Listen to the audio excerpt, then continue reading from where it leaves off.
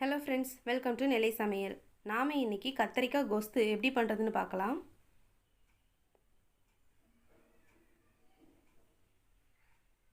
ஒரு பேனில் 1/2 table spoon எண்ணெய் சேர்த்துக்கோங்க.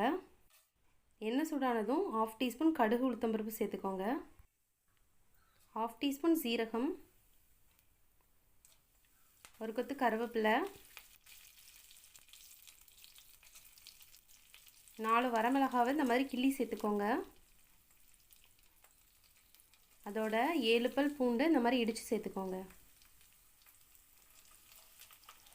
நான் இன்றைக்கி 15 சின்ன வெங்காயம் எடுத்திருக்கேன். அதை 2 கட் பண்ணி சேர்த்துருக்கேன். நீங்கள் முழுசானாலும் சேர்த்துக்கலாம். ஒரு 5 நிமிஷத்துக்கு மீடியம் ஃப்ளேம்லேயே வச்சு வதக்கி விடுங்க.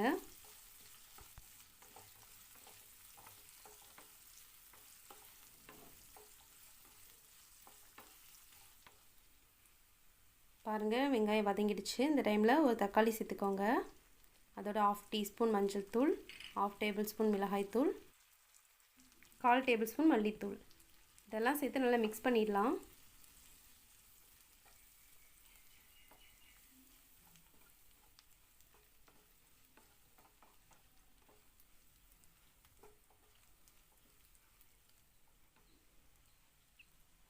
பாருங்கள், இந்த மாதிரி மிக்ஸ் பண்ணதும் 4 கத்திரிக்காவை இந்த மாதிரி கட் பண்ணி சேர்த்துக்கோங்க.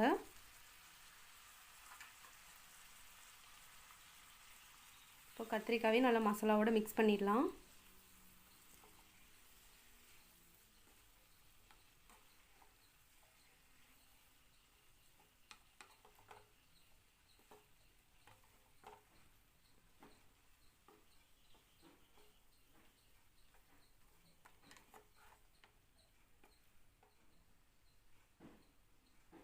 இந்த மாதிரி மிக்ஸ் பண்ணதும் கொஞ்சமாக தண்ணி சேர்த்துக்கோங்க.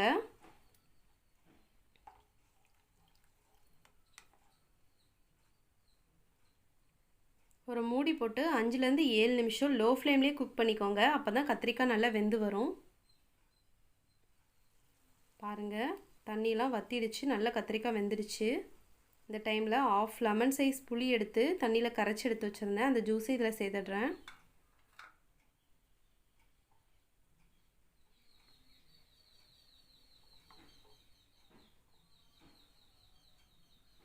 தேவையான அளவு உப்பு சேர்த்துக்கோங்க.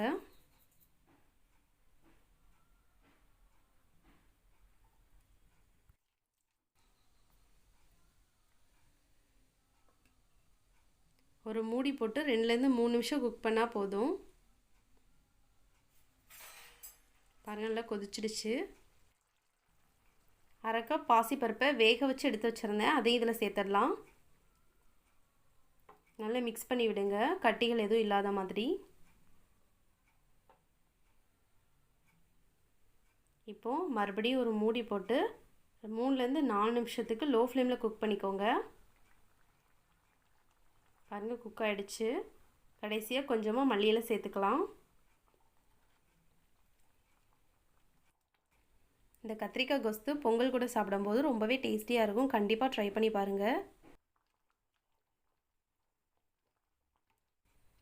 இந்த ரெசிபி வீட்டில் ட்ரை பண்ணி பார்த்துட்டு எப்படி இருந்துச்சுன்னு கமெண்ட் செக்ஷனில் சொல்லுங்கள். நெல்லை சமையல் சேனலுக்கு லைக் பண்ணுங்கள், ஷேர் பண்ணுங்கள் அண்ட் சப்ஸ்கிரைப் பண்ணுங்கள். தேங்க்யூ.